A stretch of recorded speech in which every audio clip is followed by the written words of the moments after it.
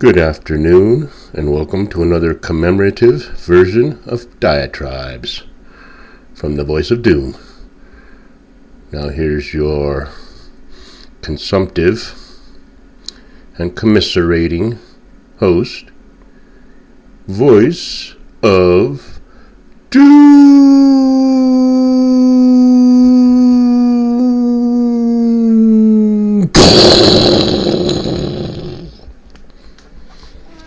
Hello.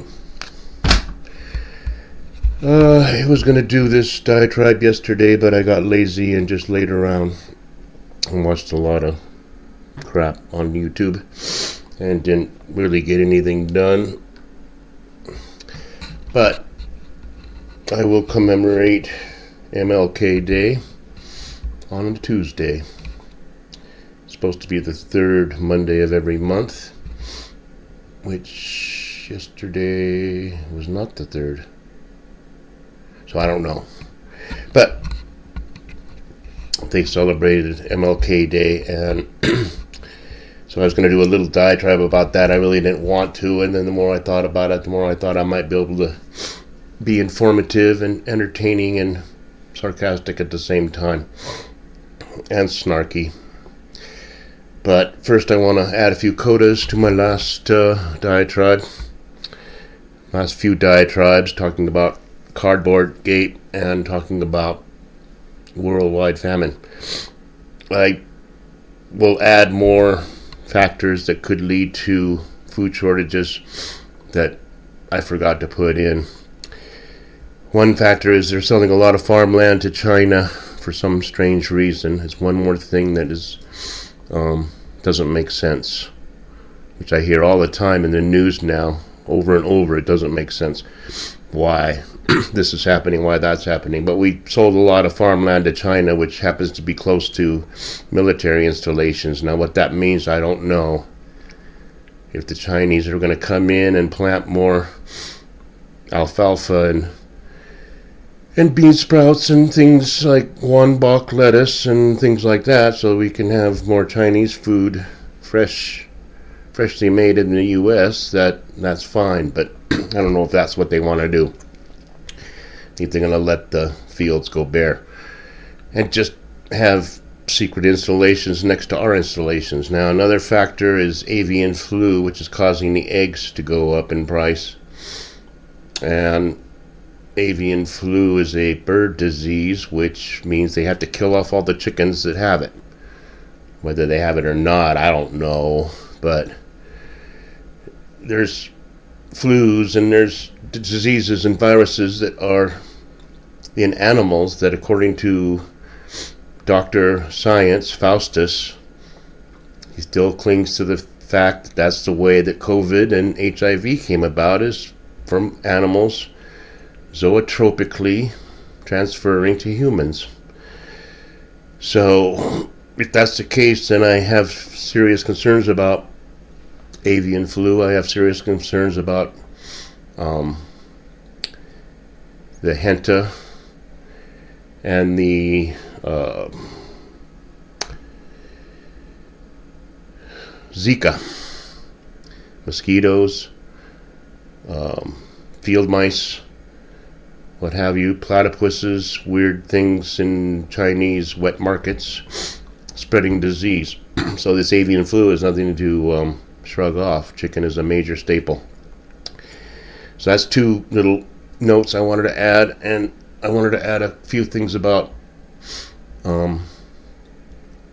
investigations. Now, I told you why they fast track certain things when there's a scandal and ignore other things and let them fester. I told you it was because they want to distract us, but there's one more good reason why, and you're seeing it now. When they fast track an investigation, then the spokespeople can say, it's under investigation, I can't talk about it. It is the process, respect the process, and they say it over and over again. Everybody hears it. Petrie, less than a week ago, was talking to Ducey, and he says, asks a question about why the cardboard boxes are in with his Corvette. And Petrie says, I will be talking more about this in a few days, God willing. Now apparently God wasn't willing. God sent down an edict from on high, carved in granite, that he was not to talk about it because he hasn't talked about it. God wasn't willing. Now what he even means by God willing that I talk about it, he's supposed to be the leader of the free world. I think he can choose whether or not he wants to talk about something, but he's acting like if he gets permission from somewhere to talk about it, then he will. Permission from God. So he didn't talk about it because it's under investigation, and you can't talk about an ongoing investigation.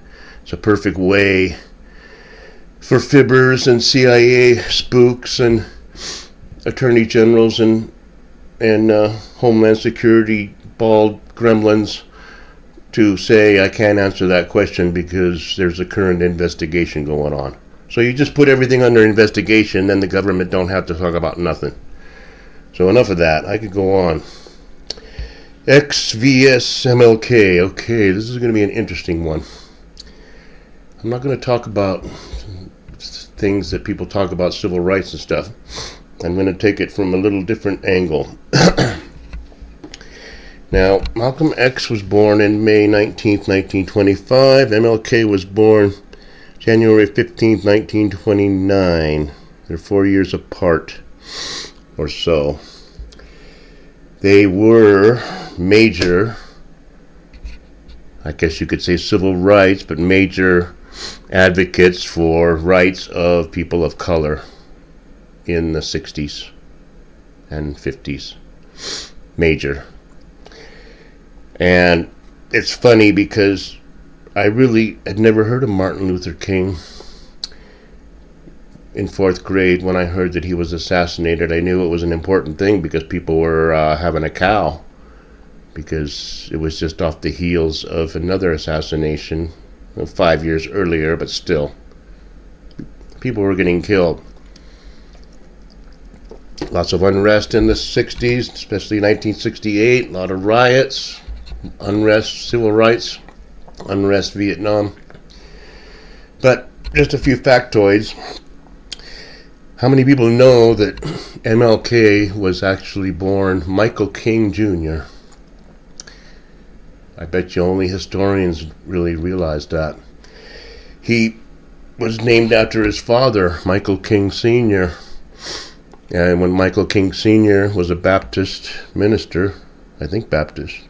No, he must have been Lutheran. I'm mixing the two up because I'm going to do a compare and contrast.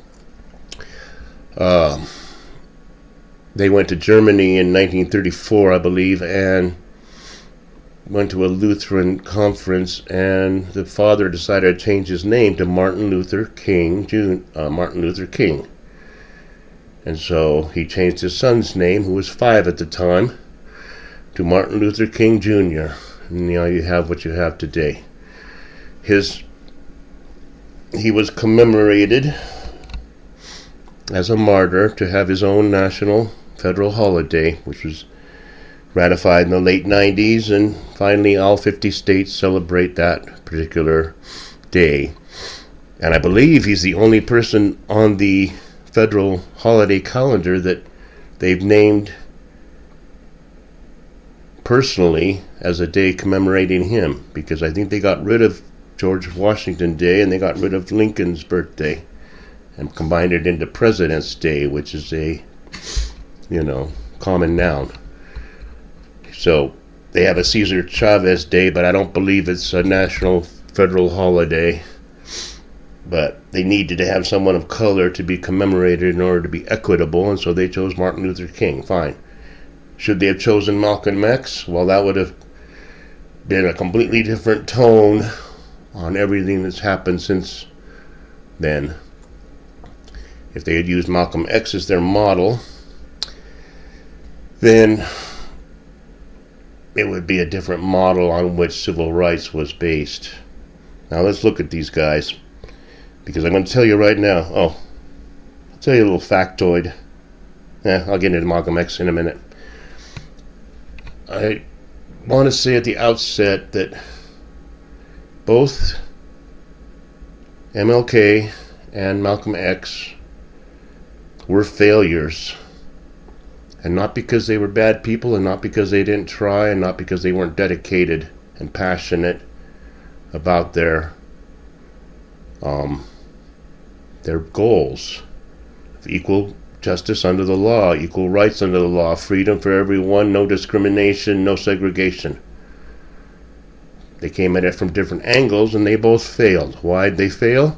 First of all, their lives were cut short before they had a chance to fully evolve and fully articulate a position in which the Civil Rights Act and the Civil Rights progress would take place. They weren't allowed to do that. Now, who was behind their deaths? Well, it's going to be a two-parter. I thought this was going to be a short one, but no, I can't do it because there's too much to talk about. MLK was the son of a Lutheran preacher, and he became a Lutheran preacher. If some of my facts are wrong, I assume he was Lutheran, but he could have been a Baptist. I don't know. Malcolm X's father was a Baptist preacher. Malcolm X grew up. He had many names. He had the name Malcolm Little. He had the name Detroit Red, which coincidentally, when he was working boxcars, working in the food car of the trains,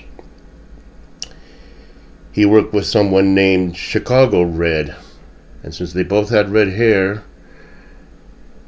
Malcolm was dubbed Detroit Red, even though he really had not much to do with Detroit. He was born in Nebraska. He spent his childhood in Michigan, yes, but he wasn't really a Detroit person. But there was already a Chicago Red on the train line. And who did that Chicago Red turn out to be? It turned out to be a guy named John Elroy Sanford, who later on became a guy named Red Fox and the star of a show called Sanford and Sons. So you're not going to hear this anywhere else. It's out there to find, but you're not going to hear it from anybody but me. So I put little factoids, fun factoids. So Red Fox and Malcolm X were working in the same food car on the same train on this Chicago line. It's interesting how famous people somehow gravitate to each other. But let's go on. MLK, all right.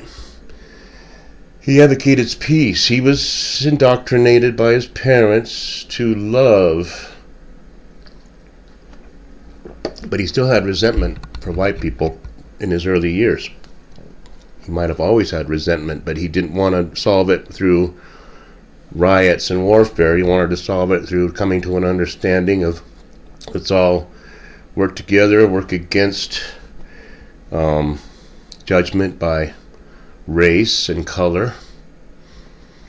And he was succeeding.